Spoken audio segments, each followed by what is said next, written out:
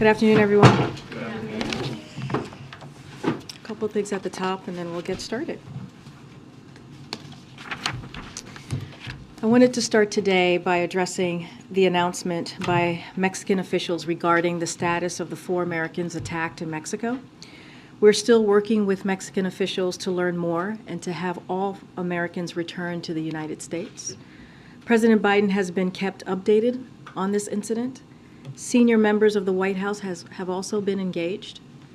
We extend our deepest condolences to their families and friends. For the sake of privacy and out of respect to the families, we are going to refrain from further comment about those circumstances at this time. I can confirm that U.S. officials are in touch with the families of the individuals, but again, we will respect their privacy regarding our conversations with them.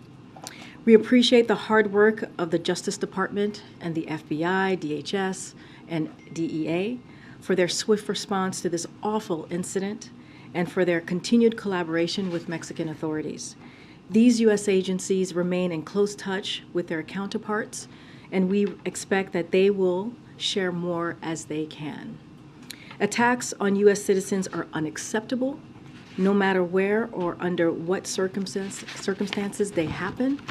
We will continue to work closely with the Mexican government to ensure justice is done in this case.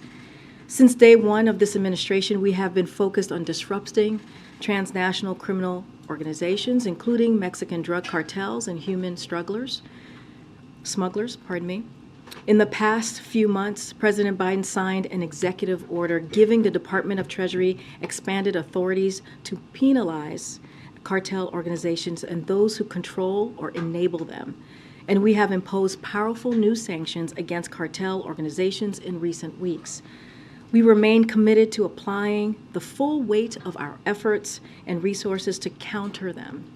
Right now, our immediate concerns are for the safe return of our citizens, the health and well-being of those who survived this attack, and the support which must be rendered to the families of those who need it. Now, I want to move on to the news that we put out this morning. As you know, President Biden put forward his plan to protect and strengthen Medicare by extending it for another generation. The president's budget does this without cutting any benefits. In fact, he lowers costs for seniors with lower out-of-pocket costs for drugs, a $2 cap on cost sharing for generic drugs for chronic conditions, and lower behavioral health care costs as well. Instead of cutting benefits, as MAGA Republicans in Congress have suggested, the president's budget asks the wealthy to pay their fair share and cut subsidies to Big Pharma. The president is proposing to do the following: increase the Medicare tax rate on income above $400,000, close loopholes in existing Medicare taxes, and give Medicare the power to negotiate lower prices for more prescription drugs. The president would not raise taxes on anyone making less than $400,000 a year, and he will not cut benefits for any seniors. But he will make sure Medicare is there for people who earned it through their work, hard work. Also, as you saw this morning, we announced that President Biden and First Lady Jill Biden will host President and First Lady of the Republic of Korea for a state visit in the United States. The visit will include a state dinner, will be the second state visit of the Biden-Harris administration. Under President Biden, we have taken the U.S. ROK partnership to unprecedented heights in a way that benefits our economies and our people and strengthen deterrence in Indo-Pacific region. For example, the ROK has invested tens of billions of dollars into the United States. These are investments that will bring our two countries even closer together, help strengthen our supply chains, and give our economies a competitive edge. We have strengthened our defense and security partnerships bilaterally to advance deterrence and peace across the Indo-Pacific. And we've supported ROK and Japan as they've worked to increase cooperation amongst each other, effectively strengthening the U.S. ROK-Japan trilateral partnership. The United States ROK alliance, more than a military or security partnerships, It has grown into a truly global and future-oriented alliance.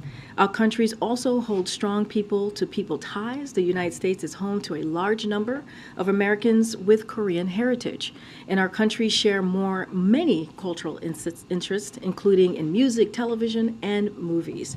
This state visit will only strengthen or deepen U.S. ROK ties, and we are looking forward to celebrating the 70th anniversary of the U.S.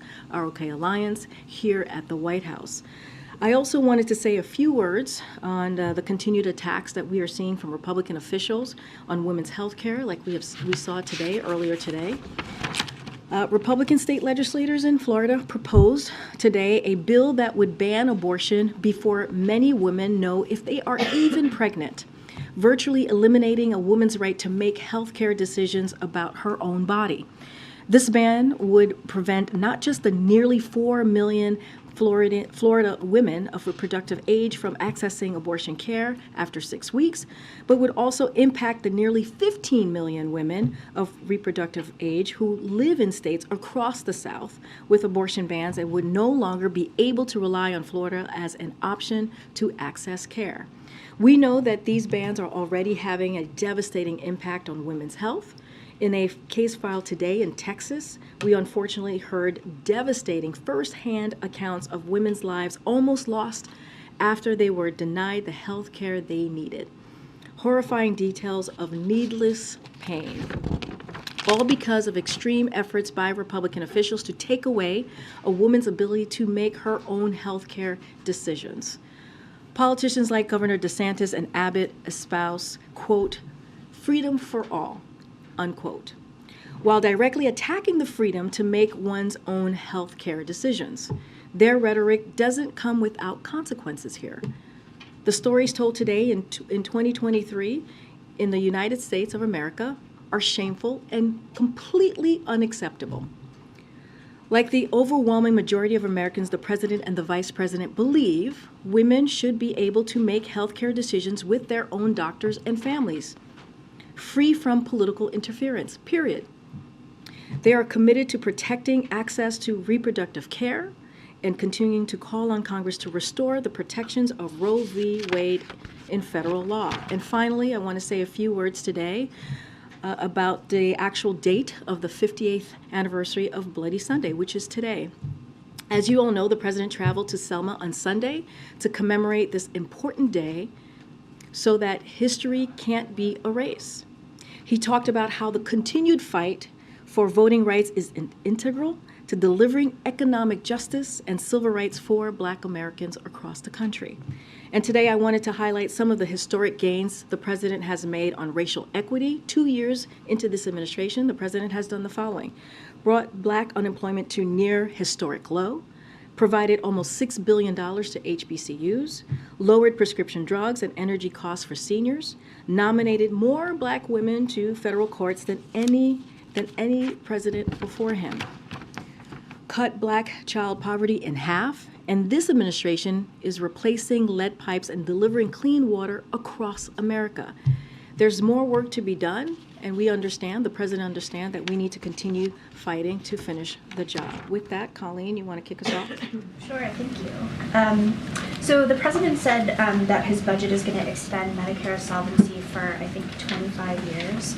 Can you walk us through the math a little bit on how that would work? So I'm not going to dive into the math here. The president's going to lay out his budget, as you know, on Thursday, which will be very detailed and transparent, which is something that the president said he was going to do to make sure that the American people see for themselves how the president sees moving forward on the economy and doing it in a fiscally responsible way. As you know, you've heard me say many times, we welcome Republicans to do the same, House Republicans to put forth their budget, and also in a transparent way. So I'm not going to break it down into specifics here. It'll be transparent, and you all will see it on Thursday. But I'll say more broadly, as it relates to Medicare and the announcement that we made today. As you know, Americans have been paying into this particular program since their first job. Some of them since they were teenagers. And elected officials, we believe, the president believes, has a duty to ensure this lifeline is available for generations to come. And so we're going to do this. We're going to make sure that rich pay their fair share, and by cutting big pharma subsidies, to lower costs for seniors and ensure Medicare's durability aren't big ask. And we believe that this is an obligation. This is an obligation that elected officials have. And again, you'll see more of the president's budget on Thursday. On immigration, so we're hearing that this idea to detain families in detention, again, is one of a lot of policies that are currently under consideration as Title 42 restrictions are going to possibly end on May 11th. So I wondered if you can rule out family detention, or what can you say about the idea that, families may or may not be detained, migrant families may or may not be detained at the border? So I'm not going to go in on rumors that are out there or conversations that are happening at this time. The department, as you know, as you just noted, Colleen, the Department of Homeland Security is certainly continuing to prepare for the eventual lift of Title 42. No decisions have been made, but we've been very clear on how we're looking to how the president wants to move forward, and he's been clear from the start, from the beginning of his administration, by putting forth a comprehensive immigration reform. And his approach has been making sure that we expand legal pathways for asylum seekers, limiting illegal immigration, addressing root causes, and also increasing border security. That's how the president has seen the process moving forward. That has been his approach. And what he wants to do is build an immigration system that is secure, that is orderly, and that is humane. And that's how we're going to move forward as we look towards the Title 42 eventually lifting. As you know, it's going to be as soon as May 11th, and that's going to be the president's focus. Go ahead, Mayor. I understand no decisions have been made, but the president, shortly after he came to office, put an end to this policy of detaining migrant families as a candidate. He said we should not be locking people up. You aren't ruling it out either. So why is this even being considered as a possible option now? I'm just not going to comment on rumors that are out there. I'm not saying it's being considered. I'm not saying but I'm not saying it is, and I'm not saying it is not. I'm saying that I'm not going to speak to rumors. There are rumors out there. Clearly, the Department of Homeland Security is working through ways on how to move forward once Title 42 is lifted. I'm just not going to get into speculations. I'm going to let them do their work. But I will say, and I just laid this out for Colleen, we have laid out over and over and over again, putting forth policies on how the president sees the process moving forward, right? He is going to use the tools that he has before him to make sure that we deal with an immigration system, or we build an immigration system that's, again, safe, orderly, and humane. And we've expanded legal pathways for immigration. We have tried to worked very hard to limit illegal immigration into this country by making sure that the border was secure. Again, this is something that Republicans could work with us on. He put forward an immigration policy, a comprehensive immigration policy on day one, but what we're seeing on the other side is political stunts. That's what they want to do. We're not looking to do political stunts. We're looking to deal with a real issue. Imagine the president is looking for a way to tackle this issue that is safe, orderly, and humane. Is there ever an instance in which he thinks detaining migrant families can be safe, orderly, and humane? I'm just not going to get into, again, that's diving into speculation that's out there, rumored conversations. What I can lay out to you is his approach, and we've been very clear on our approach these past 2 years. Just one more. Is there a hope here that the threat of family detention may be a deterrent? Look, this is a rumored conversation that I'm just not going to weigh in, even by answering that question. I'm just not going to weigh in into rumors that are out there. Go ahead. So on the inflation question, Chair Powell has been testifying today, has sent some very, very strong signals to the market that rate increases could be coming. I realize you can't speak about the Fed, but what is your sense about the questions that they were getting about the role that corporate profits have played in fueling inflation, and whether that is an important factor to consider, and what would you say about just the January data? In terms of waiting to see perhaps if that data is confirmed. So I just want to be very careful. You stated it, but I have to state it from here that the Fed is independent and we do not comment on their policies. So I want to be very mindful. The president believes that it's important to give the Fed the space needed to make decisions on monetary policy, and so we're going to do that. As it relates to inflation, our economists have been very clear. As you're asking me about data, they view the recent inflation data, or recent inflation more specifically, and job jobs data as well, as evidence that the president's economic plan is working. We're seeing inflation starting to moderate. Inflation has come down than where it was almost a year ago. If you look at it more globally and where we were a year ago, we have seen inflation moderate. And so, and this is happening while the president has continued to grow the economy. You've heard us say this many times. We're an economy that grows from the bottom up, middle out. And so that's what we're focused on. We're focusing on what we can do as well to lower costs for American families. That's what you're going to see from the president's budget on March 9th. And that's what you're seeing from what we even announced today with Medicare. That is what's important to the president as well. As it relates to, Chair Powell being on the Hill doing the hearing, I'm just not going to comment on any specifics to that. So your FCC nominee apparently has withdrawn their nomination. Can you confirm that that has happened, and what is your take on why? So just a couple of things we want to say on that. We appreciate Gigi Son's candidacy for this important role. She would have brought tremendous intellect and experience, which is why the president nominated her in the first place. We also appreciate her dedication to public service, her talent, and her years of work as one of the nation's leading public advocates on behalf of American consumers and competition. With thanks to Chair Cantwell and others for supporting the work of this nomination. With respect to future candidates, though, I know many people were going to start asking me about that. We don't have any updates to share at this time, but again, we appreciate her candidacy and for this important role. And then just one quick one on foreign policy. There's reports out today that intelligence believes that a Ukrainian organization was involved in the Nord Stream 2 sabotage.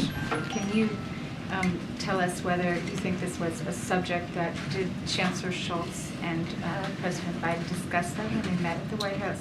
So what I can say is several of the European partners, Germany, Sweden, and Denmark, have opened investigations into what happened, and those investigations are currently ongoing. So I'm not going to get ahead of them from here. Would refer you to the respective European countries for comments on their own investigation.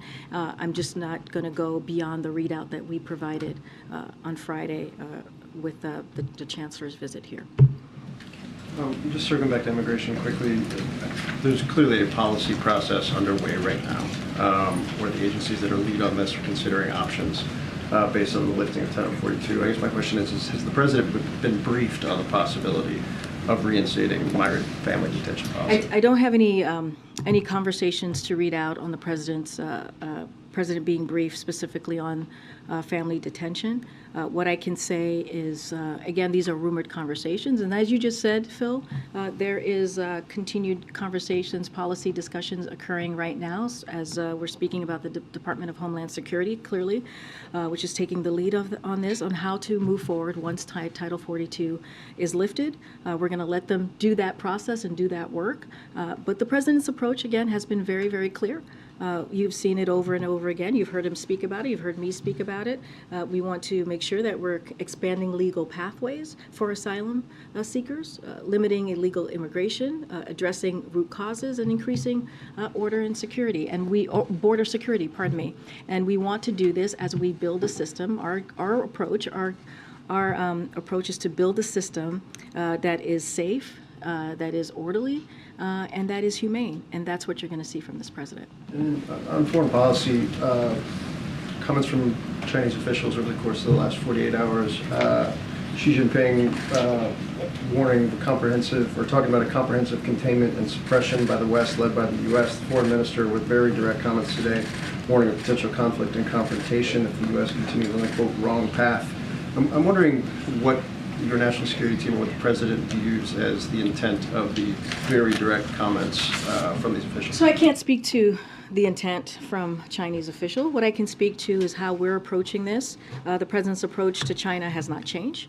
And again, we've been very clear. We do not seek conflict, and we do not want conflict. What we're seeking is competition. And we've been very clear about that these past 2 years. The president will always defend American interests, as you all know, but he has been clear we need to keep open lines of communication, and we will manage this consequential. We see this as a consequential relationship that we will continue to manage. And the president and his team has been focused on doing just that. But I'm certainly not going to comment on the intent of Chinese officials. Go ahead, Michael. Thanks, Karine. Back on the issue of Mexico and the 4 Americans that were kidnapped there, what is the administration's message to Americans who are currently in Mexico or planning to go there? Should they continue with those plans, or is it safe to go to Mexico? What is the administration message to those folks? So we take it very seriously when it comes to and have a commitment to provide U.S. citizens with clear, timely, and reliable information about every country in the world. So they can make informed travel decisions. As you all know, the State Department is clearly a department that is focused on that and gives that information and do the travel advisory. And so when it comes to the travel advisory for this particular area in Mexico, that remains at level 4. Do not travel due to crime and kidnapping. We've been very clear about that. The State Department, again, has put that out. We urge Americans to read these alerts before traveling, and so we'll leave it there. But again, our commitment to this, we take this seriously to make sure that we do everything that we can so that Americans understand, what is safe and what to look out for as they travel or when they're in a specific country. Thanks, Karine. Does this situation in Mexico indicate that the U.S. needs to be doing more to tackle Mexican organized crime, and if so, what? So the president, or I should say, this administration from day one has made sure, as it relates to the safety. I know some folks have asked if we are concerned about these individuals actually crossing the border and coming into the U.S. So, DHS screens and vets every individual encountered at the border. The president has secured record levels of funding for border security and management, including 23,000 border officials, which is a historic amount of border officials to help with the security process at the border.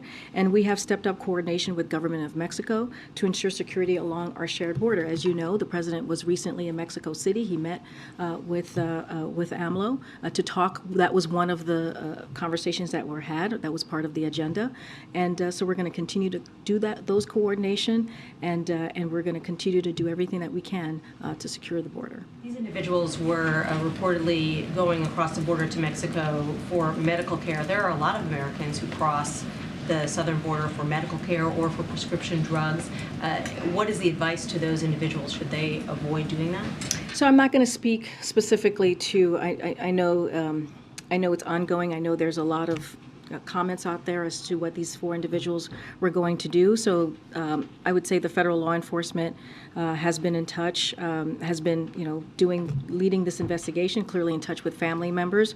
And so I'm just going to be really careful on commenting why they were crossing the border. Those are private considerations. But again, I just laid out moments ago when Michael was asking me the question about Americans in Mexico or thinking about traveling to Mexico. The State Department puts out these alerts, tries very hard to communicate what's going on, their own safety in certain countries, and I would make sure that if Americans are thinking about traveling to Mexico, that they certainly heed the call from the State Department. This particular area, as I just mentioned, is at level 4, and so folks need to be really careful. And then finally, one of your top spokespeople we learned today is stepping down. She played a prominent role on the past Biden campaign. Should we take this as a sign that perhaps she'll be serving on a Biden re-election campaign? I certainly, as you know, I'm going to be very careful from here speaking about a re-elect or 2024. But I do want to say some words about Remy. Remy is a good friend. I have gotten to know her very well over the past 3 years. As you know, she was on the campaign, as I think you just mentioned that, and the president said himself she has been an unfailing, loyal fighter for him and for the team, and going back to the campaign even before it launched, and we are very sad to see her go. She has a range of talents as she possesses for a communication professional, and she is one of a kind. And we are sadly going to miss Remy, and we wish her the best. And there's truly, truly no better colleague that I have gotten to know these past 3 years. No words about her next steps. You would have to ask Remy. I can't speak to her next steps. What I can say is how wonderful she has been as a friend and a colleague these past 3 years. Go ahead. Thanks, Karine. Governor Newsom in California announced that he would halt state contracts with Walgreens over their decision to stop dispensing abortion medication. I'm wondering if that's a step the president would consider on the federal level. I'll say this. Our focus right now remains on continued access to medication that women and providers rely on for abortion care and miscarriage management. That's what we have been very steadfast on. That's why the president issued his recent presidential memorandum in January that aims to preserve continued access to a safe drug that, and we'll emphasize this again, is used for miscarriage management and abortion. So we understand the concerns faced by pharmacies, which is why the president's memorandum emphasizes the administration's readiness to support patients, providers, and pharmacies who want to legally access or provide this particular drug. So I do want to speak, to say one note about Walgreens. They clarified its position on working toward providing this medication where it is legal, but I refer you to the companies or the states for any follow-up. Again, we have a focus and to make sure that women have access to important health care needs, and the president is going to continue to fight for this. That you've heard the vice president over the last couple of months also continuing to speak on this, and that's what you're going to hear from this administration. The president's announcement this morning on Medicare largely paid for that extension through an increase in payroll taxes on those making over $400,000 a year. Can we expect, since the president's also made Social Security a key sort of plank of his economic plan, that we should see a similar increase in Social Security taxes? So I'm not going to get into, we shared Medicare today, and we'll share probably more parts of his budget in the upcoming day or two. Just not going to get into specifics on that, but we'll say the president's commitment hasn't changed. What we see right now is that the biggest threat to Social Security are Republicans. And you've heard them, you guys have covered them, what congressional Republicans have said, their relentless drive to cut these important programs for Americans, for our veterans, for our seniors. And so again, we look forward to seeing the Republicans share their plan with the American people, since they have promised that they're going to put a budget forward. But I'm just not going to get ahead of the president. I'll say this as well. The president is also open to proposals that extend Social Security trust fund without cutting Social Security benefits. That is something that we have spoken to and talked about. So he's open to those types of proposals. But again, his commitment to fighting for Social Security hasn't changed. Last one, Secretary Raimondo suggested that banning TikTok was a bad idea politically because you'd, quote, literally lose every voter under 35. The administration's review of TikTok's been going on for more than 2 years now, which I think many critics have said suggests some level of foot dragging. Are these two things related? Is the political concern what is preventing the administration from taking No, action? I mean, this is not about a political concern. This is about making sure that we do the right thing for the American people. But again, we're working with Congress to address concerns posed by apps like TikTok. I don't have anything else to share. I know there's legislation that's being thought about or going to be put forward, but we're going to continue to work Congress on that. I just don't have anything more to share. I was asked this question yesterday. We've been very clear on where we stand on this particular issue. Thanks, Karine. On immigration, among the plans or the strategy for border security, how much does deterrence work in using deterrence policies work into the strategy for the administration? Can you say more? I mean, a lot of administrations in the past have used deterrence as part of their border security strategy. How much is deterrence and sending a message and in using policies that would deter migration going to be part of the administration's policy moving forward from Title 4 after Title 42? I mean, if you look at what the president has put forward in the past, the past several months, since the beginning of this year, when he expanded the parolee program, right? That was a way to give an opportunity to folks who are seeking asylum to find a way to get to apply or to come to the U.S. in a legal way, right? When you think about what we were able to do, how we expanded that parolee program for Nicaragua and Cubans and Venezuelans and also Haitians, it was a way to provide an opportunity to do that, right? So then. No, but that was a deterrence for coming to the border and a way for them to stay at home and find a way and use the app to come into the U.S. And so that is a way, an incentive, an option, a path, if you will, for them to use to figure out how can they do this in a legal pathway. So those are humane ways of doing this. Those are ways of making sure that we're dealing with border security. As far as the word deterrence and policies specifically to that, like hard policies specifically to that. Look, the president has been very clear on his approach. He wants to make sure that we do this in an orderly way, a humane way, and do it in a way that still expands legal pathways, but also deals with illegal migration. Don't have anything more specifics on that, on the deterrence language that you're asking me about. But what we're going to do is put forth policies and use the tools to do just that, to build that system, that border system that was, by the way, decimated by the last administration. So in terms of that, of the system being decimated, now you've had 2 years to rebuild the system. You've been working on the eventual end of Title 42 since the beginning of the administration, working with groups on a plan. How confident should Americans be come May that the system will work, and that how confident should they be that the administration is prepared and the system won't be overwhelmed? So let me just give you a few data points on what we've been able to do, right? Which is migration from Honduras. If you look at migration from Honduras, El Salvador, and Guatemala, where our root causes work is focused on, is down by 71% since 2021. That is the work that this administration has done. I just talked about migration from Venezuela, Nicaragua, Cuba, and Haiti. That is down by more than 95% since we expanded the parole program. That was just parolee program, which was just a month or two ago. And that was, again, the president using the tools that he has in front of him to deal with a real issue. Again, Republicans are not doing anything. They're doing political stunts, and the president is actually taking action. Now, he put forth a piece of legislation on his first day in this administration, a comprehensive immigration policy legislation. We would love to move that forward. But until then, we have to use the tools that we have in front of us to get this done. Thank you. Just following up on China, is the president concerned that a Cold War with China is veering into a hot war?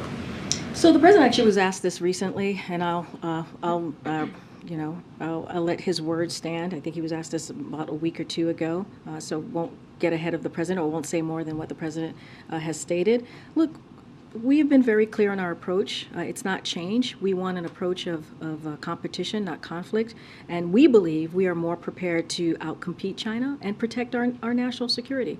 And that is because of the work that this president has done from day one of this administration. And if you look at many of our efforts towards China, it's been pursued in a bipartisan fashion. But I'm not going to, the president was literally asked this very similar question, so I'll refer you to his comments. But again, our approach to China has not changed.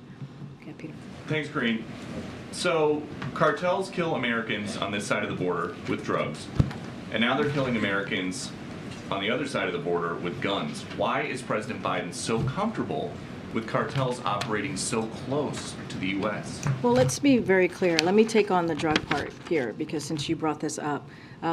because of the work that this president has done, because of what we've done specifically on fentanyl at the border, it's at historic lows, historic levels that we have been able to record a number of personnel working to secure the border because of what we've been able to do. Seizing that fentanyl, we've done it in a historic way. That's because of what this president has done. I just talked about 23,000 federal agents that have been able to be, that we've been able to hire and put at the border to secure the border. On top of that, historic sanctions going after traffickers and other financiers are helping disrupt fentanyl supply chains throughout their flow to the U.S. And we're really expanded access to treatments like that are saving lives, if you think about it, which prevent overdoses, expanding as our fentanyl test strips. And through the removal of the X waiver, anyone registered to prescribe controlled medications can now prescribe life-saving medication to treat addiction. So again, we are seizing fentanyl at record historic levels because of what the president has done to secure our border. And look, we've also coordinated, made sure that we're coordinated our relationship with Mexico to deal with what we're seeing as it relates to violence, as it relates to cartel. That is something, a relationship that we've continued to build with Mexico, an incredibly important partner. You saw that when he went down for the summit in Mexico City. So the president is dedicated to this and is doing the work that we're actually seeing at the border, again, when we think about fentanyl. But to the violence aspect of it, now Americans are being slaughtered. Would President Biden be taking the same approach if it was Al-Qaeda or ISIS operating just across the border from an American city? The president takes this very seriously. He takes this very seriously. The FBI and other agencies have been on top of this from day one. And so that's what he's going to continue to do. When it comes to Americans' lives and when it comes to the safety of Americans, the president's always going to make sure that that is a top priority. Would President Biden ever consider using the U.S. military to disrupt cartel operations? I'm just not going to get into the military and how it's being used. Okay. I want to go back to the question about the FCC nominee. Gigi Sohn has a statement to the Washington Post in which she says that her nomination failed because of what she calls unrelenting, dishonest, and cruel attacks.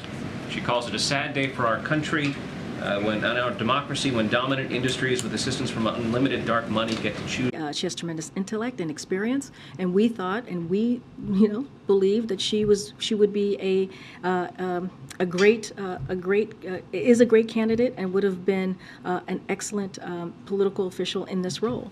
And so it is clearly unfortunate. We are sad to see this happen. But again, we are very thankful to her dedication to public service, her talent, and not just for this past year as she was going through the process, but also the last several years as a national public advocate on behalf of American consumers.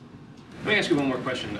Since the president announced his plans for the Medicare surtax today, that number of $400,000, in the past, it's referred to individuals. Is that the going forward plan, or is it married couples file jointly? Nothing has changed from where we have been in the past.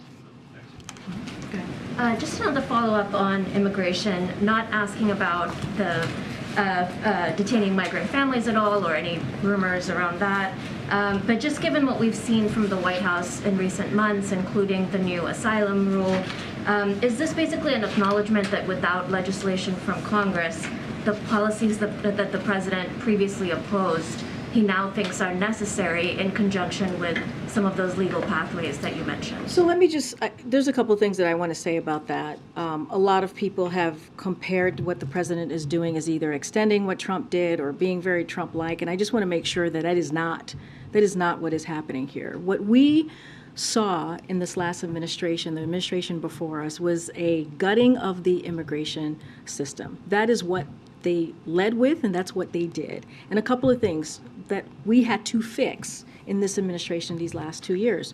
Trump tried to deport dreamers. We went to court to protect them. Trump ripped babies from their mother's arms. We're reuniting those children with their families, with 600 families reunited thus far. Trump funneled billions of dollars from military to build a useless wall. And what we did is we stopped that wall construction and returned the money to support military schools and also equipment.